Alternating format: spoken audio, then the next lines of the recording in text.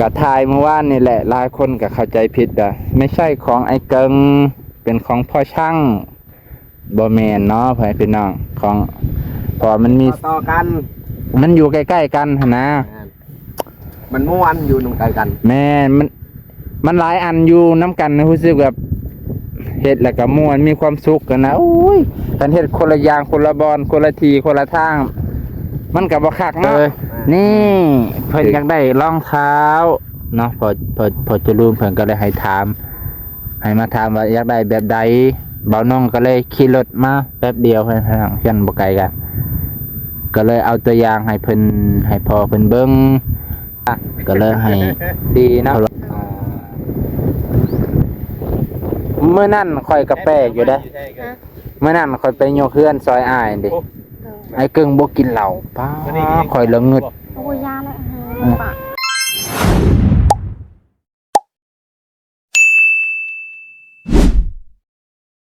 สบายดีพ่อแม่ลุงป้าที่เคารพเช่นเก่าเช่นเคยและยินดีต้อนรับเข้าสู่ช่องบ่าวนงพาเลาะก็เนาะมื้อนี้กะบ่าวนงมาหาลอยคือเก่าพี่น้องช่วงเช้าอากาศกำลังเย็นพอดีเดี๋ยวให้ลอยเพิ่นกินข้าวกินน้ำก่อนพี่น้องให้เพิ่นกินข้าวกินน้ำบ่รบกวนเพิ่นกินข้าวเนาะเดี๋ยวเราไปหาไอ้เกิ้งดีกว่าพี่น้องไปหาไอ้เกิ้งเบิ้งเตาถ่านที่เพิ่นกำลังเฮ็ดธุรกิจใหม่พี่น้องนะกำลังเฮ็ดธุรกิจใหม่นะก่อนอื่นก็ฝากกดไลค์กดแชร์กดติดตามทุกการกดติดตามกดแชร์กดคอมเมนต์คือกำลังใจของบ่าวนงพี่น้องนี่พี่น้องเมื่อวานนี้ก็ทุกเถียงกันหลายเติบอะเป็นของช่างไม่ใช่นะครับท่านผู้ชมพ่อแม่พี่น้องนี่คือของพี่เก่งนะครับนี่คือเป็นของพี่เก่งโอ้เมื่อวานนี่เราสิเฮ็ดอีกอันที่สองแม่นบ่ไอ้เก่งอันที่สามนี่พ่อแม่พี่น้องเข้าใจผิดแล้วผมก็พูดบุ้ยว่าไทยอีก สบายดีอ้ายสบายดีสบายดีตอนเช้า9 นาฬิกาพอดีโอ้เพิ่นเฮ็ดมื้อเช้าได้นี่เนาะเมื่อวานนี่เพิ่นมีแต่เอาอันนั้นตั้งอันนั้นใส่ซื่อๆนี่ยืนยันให้เพิ่นให้ฟังนี่เอ้าหลายคนน่ะบ่แม่นของเจ้าค่อยก็ยืนยันแทนเจ้าว่าอันนึงเป็นของพ่อสร้างอันนึงก็เป็นของไอ้เกิง FC แหละเพิ่นว่าบ่แม่นของไอ้เกิงอ้าวว่ะนี่คือของพ่อสร้างแม่นบ่ไอ้เกิงนี่คือของพอสร้างอันนี้คือของไอ้เกิ้งพี่น้องแล้วก็อีกสิเกิดขึ้นอีกนั่นคุ้มหนึ่ง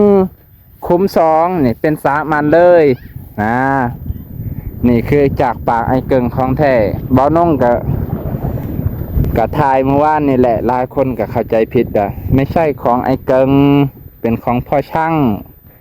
บ่แม่นเนาะพี่น้องของพอมันมีต่อกันมันอยู่ใกล้ๆกันหั่นนะมันม้วนอยู่ตรงใกล้กันแม่มันหลายอันอยู่น้ำกันรู้สึกแบบเฮ็ดแล้วก็ม่วนมีความสุขกันนะโอ้ยกันเฮ็ดคนละอย่างคนละบอนคนละทีคนละทางมันก็บ่คักเนาะถือความไอ้เกิงแล้วจักมือนี่มันจังสิได้มันจังสิสุกมันจังสิ มันจังสิสุกบ่ได้มันจังสิใหม่เบิดจักเขาสิโอ้รถคน3 มื้อ3 มื้อพ่อแม่พี่น้อง4 มื้อนี่คือเก็บบ่หรือยังให้มันเย็นก่อนอาทิตย์หนึ่งบ่อาทิตย์หนึ่งออกทีหนึ่งโอ้งวดละอาทิตย์ละงวดอุ้ยเป็นงวดคือกับเลขออกไปพี่น้องคิดว่าอันนี้จะได้จักสอบ30อ๋อตก30คู่มือนี่สอบแล้วเท่าใดสอบละ30เบิดเท่านั้นเท่าใดวะ500,000บ่600,000ปั๊บมัก10ให้ อันนี้คือความฝันของบ่าวนงอยากเฮ็ดคือกันแม่พี่น้องบ่มีแต่เครื่องตัด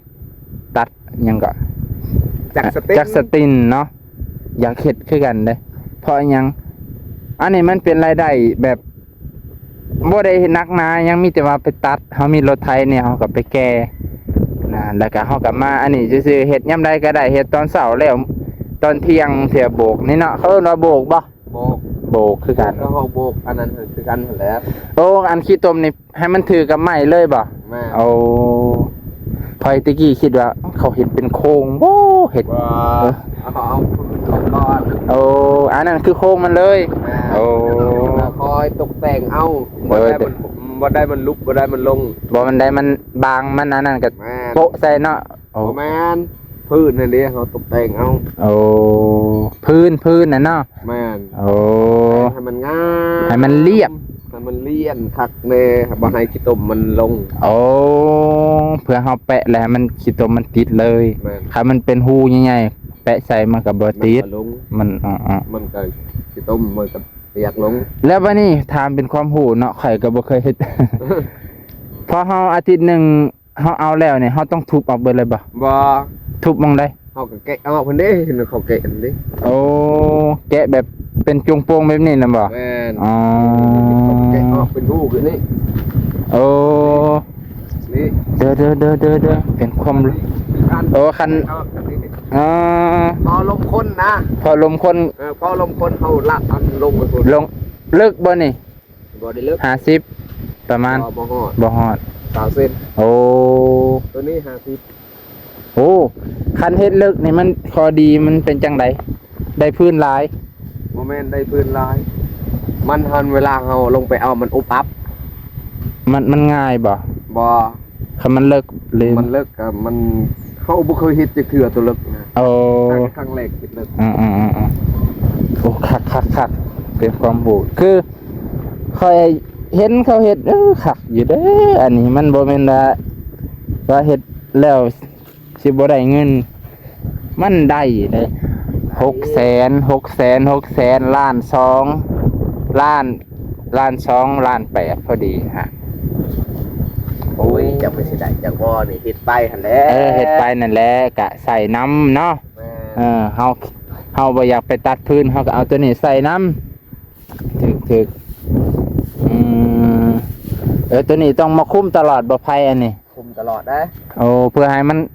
นเข้าทางในเนาะ แม่นเพื่อให้มันติดดิคือเขาอุดดูหั่นแล้ว โอ้ถ้าเขาเอาน้ำมันลวด โอ้ย แตกแล้วบุดนะคนมาจากพื้น เคยคิดอยู่เด้อ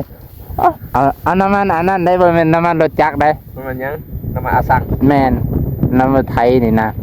มันบ่ได้ดอกโมเมนต์นี่โอ้ย ให้มันค่อยๆบ่เฮาก็บ่ใส่หลายเฮาใส่น้อยนึงพอให้มัน นึงก็มันบ่ได้ดอก บ่ โมเมนต์มันสิติด โอ้ เพื่อมันสิติดหึง มันก็สิใหม่ติอันนั้นเนาะ มือหนึ่งมันสิติด มื้อหนึงบ่เพื่อสิเอาให้เขาให้มันติดทางในเนาะ แม่นเพื่อคือเฮาอานาเฮ็ดบังคอลามคือกันนั่นแหละ โอ้โอ้เพื่อมันเท่งมันนั่นน่ะมันไหม้มันลงดู เด้อเป็นความรู้เล็กๆน้อยๆแต่บ่น้อยสำหรับบ่าวนงเพราะบ่าวนงก็บ่เคยเฮ็ดแบบนี้แต่อยากเฮ็ดอยู่ เป็นความฝันหนึ่งที่อยากมีเตาไฟ เป็นของเจ้าของเนาะในใจอยากเฮ็ดแบบปืดๆแล้วนะแบบบ้าเว้าคือสิเฮ็ดง่ายเนาะ เว้านี่ง่ายที่สุดกว่าเฮ็ดเนาะ แม่น แม่น บัดมันเฮ็ดแท้ๆเนี่ย บัดเฮ็ดอีหลีนป๊าดโตงมหน้างมหลัง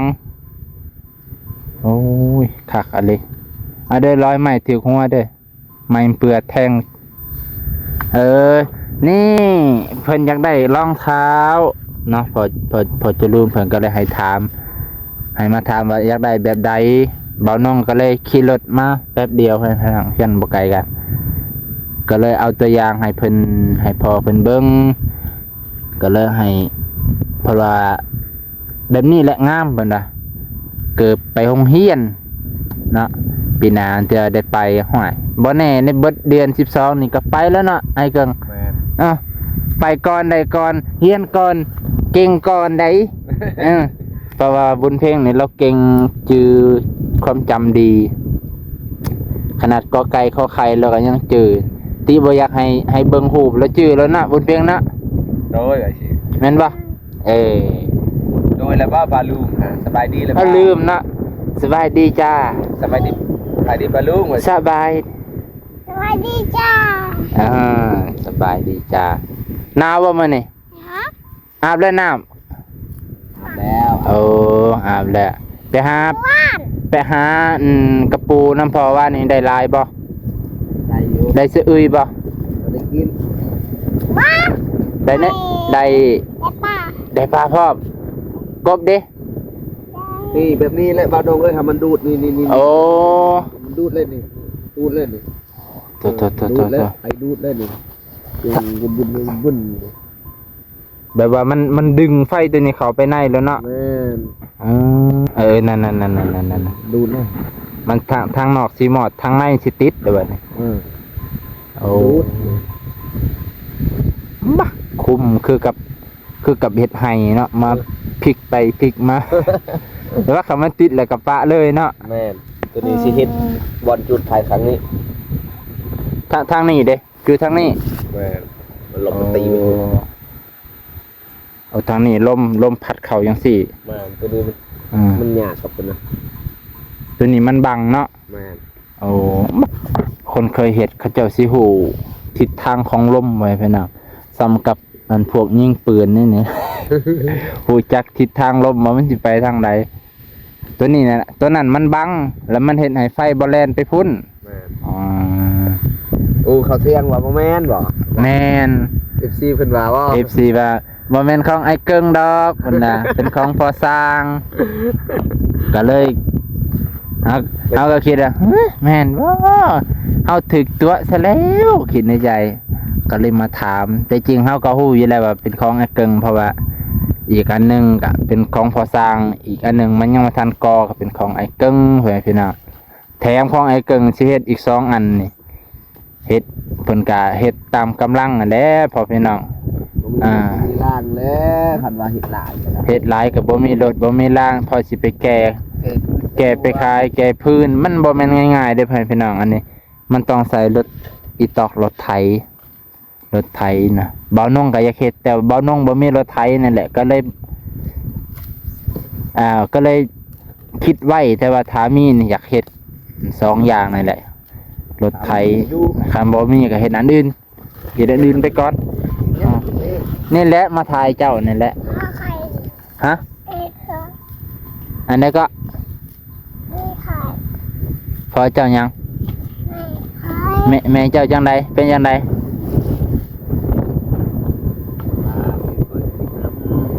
แม่เจ้าก็เฮ็ดน้ ข้าก็เฮ็ด ำเจ้าก็เฮ็ดน้ำก็คือเก่งแท้เจ้าก็ค้นพื้นซอยพ่อบ่ ว่าใครไปตักน้ ตักน้ำให้พอเฮ็ดหยังก็เขาว่าเฮ็ดโลนี่ เฮ็ดที่ตรงนี่แหละ เฮ็ดขี้ต้มเนาะเฮ็ดโลก็ได้เอ้ยเฮาก็ลงประสาทลงไปลงมาอยากสื่อสารให้บุญเพ่งเข้าใจนี่แหละวันนี้อากาศเช้านี่บ่ลมพ่อให้พี่น้องพอตกประมาณ9:00 นนี่โอ้บ่แม่น9:00 นเลยเด้อนี่11:00 นเลยรู้สึกว่าลม11:00 นแล้ว ำโอ้โห โอ้ไปพี่น้องสบายดีตอนเช้า คือมานั่งตากแดดแท้บัด หนาว หนาว เลยหนาว เตาไอ้เกิ้งบ่ตัวนี้น่ะ แน่นเตาไอ้เกิง โอ้บ่เปลี่ยนไปแท้ไอ้เกิ้งนี่เฮ็ดเฮาเตาบัดนี่ เตาไอ้เกิง3 อันพุ่นได้ เฮ็ด3เตา แม่น โอ้ยเกิ้ง 3 เตาเพิ่น พัฒนาขึ้นหลายเด้อใช่เนาะ น้อยเมื่อวานนี่มาถ่ายให้เบิ่ง FC เพิ่นว่าบ่แม่นของไอ้เกิงเป็นของพอสร้าง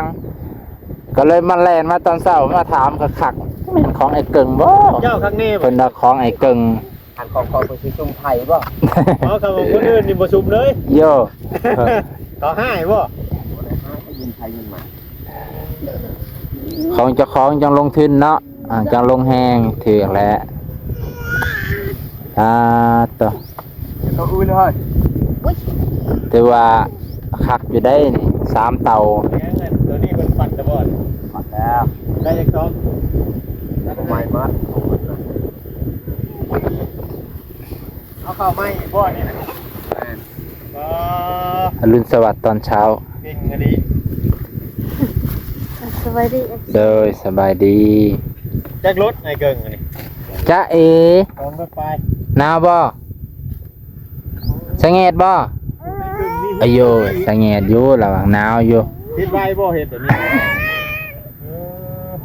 นี่บุญมีแล้วตลอดเลย คือหลายหูให้ อื เกิง ม คิดไว้ ฮะสิอาบน้ำ ไปอาบน้ำ ปาโต เด็กมือปั่น คือดีแท้ไปพี่น้องเอ้ยลอยเพิ่นสิไปอาบน้ำมื้อหนึงอาบจักเทื่อซั่น เก่งกันดี เออ นั่นคือว่าเจ้าเห็น สามเทื่อสี่เทื่อ เป็นเจ้าที่ปั้นเตาอีก ปาโตข่อยยังบ่ปานนั้นเจ้าคือ เคยอาบเลยเลย เออตัวก็ดีแต่พอพี่น้องสะอาดสะอ้างคือกับเอยแดงนี่ดีเอยแดงกับแบบนี้แหละสะอาดฮะนักเรียนคือเมื่อแล้วบัด ไปกอยที่ตมอีกมันเป็นคุมอีกจังว่า เพลนนะเนาะ บ่นะ นักเรียนเมื่อแสดงว่าครูบ่ได้ ตัวนี้ก่อนฮะให้มันรอ เพิ่นสิไปอาบน้ำอีพาวตี5กับ12 โมงจังไปเนาะ จักว่าทางเรียนทลายมาจักมามันน่ะทำได้3เตานี่ก็จะเรียนทลายอยู่เนาะ แม่นแล้ว ได้3เตาบ่ อ่า ธรรมดาเด้เกินเปลี่ยนไปลายเด้ตั้งแต่ค่ากินยาของเรานี่เนาะ แม่น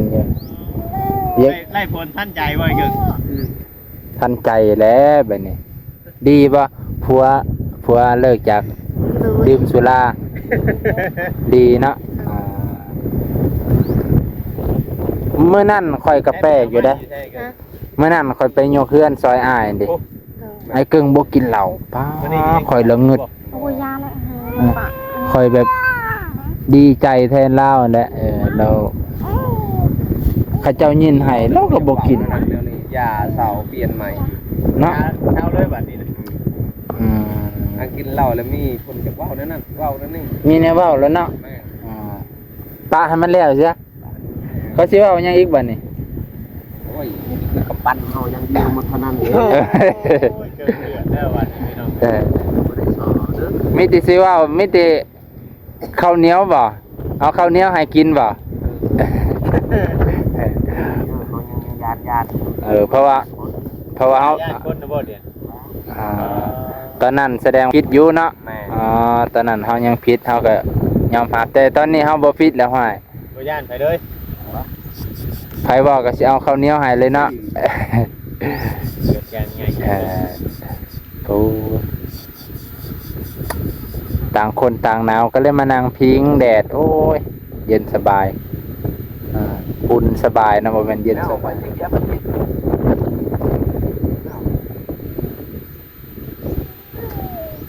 จากแล้วเปียเพิงกับเปียเพิงจ้ะเอ้า ว่าอ่อย ผู้ใดเรื่องบ่อ้อย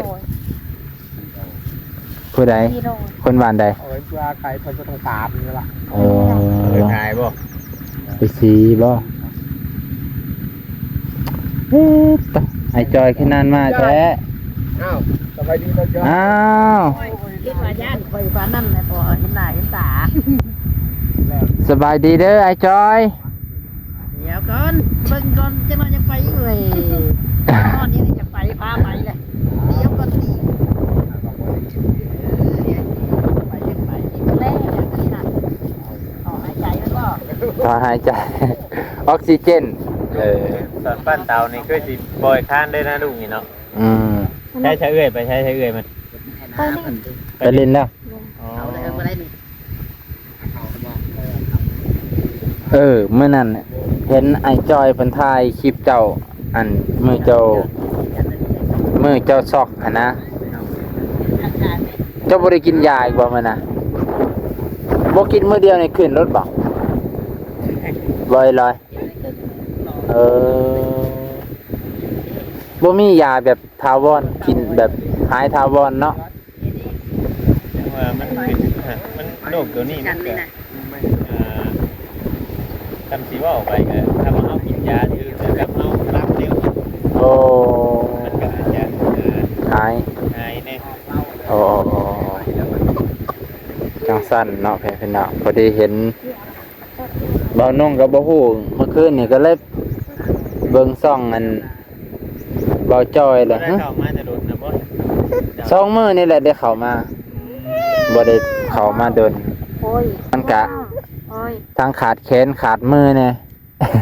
ไปใส่ก็ยากวันเสาร์นี่ว่าสิมาแต่เช้าเด้รถผัดอันสออีกโอ้ยว่ะ บ่ได้เห็นเพิ่นบ้านเตาครับ แม่นว่าสิมาแต่เช้า8:00 น ฮะ เจ้าปั้นกับไผ ทำกับข้าว เตา เอาเลย ผัวเจ้าปั้นบ่ จับทาง เอา ที่ว่าผัวจะปั้นผู้เดียวนะ ตัวคอฟันที่บ้าน ปั้นน้ำกัน ปั้นน้ำกัน เฮ็ดน้ำกันบ่นี่นะ เฮ็ดน้ำค่ะเฮ็ดน้ำกันกับช่างบ่ยังอีกชงหน่วยนี่ก็เฮ็ดน้ำกันกับช่าง ตกลงนี่เต่านี่มั้ยเป็นของเจ้าเบิดตัว3อันหรือตัวนี้เป็นของพ่อสร้าง ของสร้าง เอาอันนี้เป็นของเจ้าเบิดอ๋อ มาถามกินนี่ว่าเฮ็ดน้ำกันเนาะ หมายความว่า กันมา เฮ็ดน้ำกันน่ะคือซอยกันบ่ ไปทำตั้งเลยตัดไม้น้ำกัน ตัดไม้กับตัดน้ำกันเฮ็ดน้ำกันนะนี่นะ โอ้บัตรขายนี่แบ่งเงินกันบ่หรือจังได แม่ค่ะ โอ้แบ่งกันเอาแสดงว่ากะ ต้องเงินเว้าละเอียดได้เพราะว่าบางเทื่อ FC เพิ่นก็บ่เข้าใจเนาะ แม่นอยู่ เว้ากับนางโดยกลับมา บ่ว่าแต่ เรียนเจ้า บ่ว่าแต่ FC เลยบ่น้องก็สิงง บ่ได้เข้าใจได้บางเทื่อข่อยมาก็บ่เข้าใจ ๆบ่เขาคิดว่าเฮ็ดน้ำกันนะคือแบบอันเฮ็ดอันนี้ซื้อๆซอยกันน่ะนะซอยกันเฮ็ดซอยกันอันนี้ซื้อซอยกันคิดว่าบางเฮาบ่ได้คิดว่าเฮ็ดน้ำกันคือหุ้นส่วนกันน่ะนะอ่า เห็นว่าเฮ็ดช่วยกันเด้อสาราและยาเนาะ แม่นเฮาหันคิดว่าเฮ็ดจังซั่นแต่ว่า FC ก็คิดว่าห้อยหุ้นส่วนกันบ่ โอ้เฮ็ดสร้างพาเฮ็ดนี่ โอ้ สร้างพาเฮ็ดก็เฮ็ดอยู่ในหน้าของเพิ่นในนี่ของเพิ่ มัน นกันไอ้นี่มันกัน เป็นไม้อาจจะเป็นไม้ไอ้เกิง เพราะว่าเพิ่นมีเครื่องเนาะ เพราะว่ามีแนวตัดแนวอย่างอีก เอาไปเฮียนฮ้อนแฮง ครบแล้วบัดนี้เนาะ จ้าตะ ปลาลุงก่อนเพลง ไว้พี่น้องมื้อนี้ก็สิจบเพียงเท่านี้ก่อนเดี๋ยวบ่าวนงสิไปต่ออีกคลิปหนึงไว้พี่น้องเนาะมื้อนี้ก็บางเทื่อบ่าวนงอาจจะแล่นเข้าไปในเมืองก่อนไว้พี่น้องเพื่อไปถามเบิ่งเกิบของบุญเพ่งไว้พี่น้องเพราะว่าสิได้ไปถามให้พ่อเพิ่นเนาะพ่อเพิ่นจะซื้อให้บุญเพ่งวันนี้ก็ขอบใจขอบพระคุณไปพี่น้องเบิดสุขุสุคนที่เบิ่งจนฮอดตั้งแต่ต้นจนฮอดจบก็ขอให้อยู่ดีมีแรงเจ็บอย่าใดใครจะมีสุขภาพแข็งแรงสู้กายสบายใจ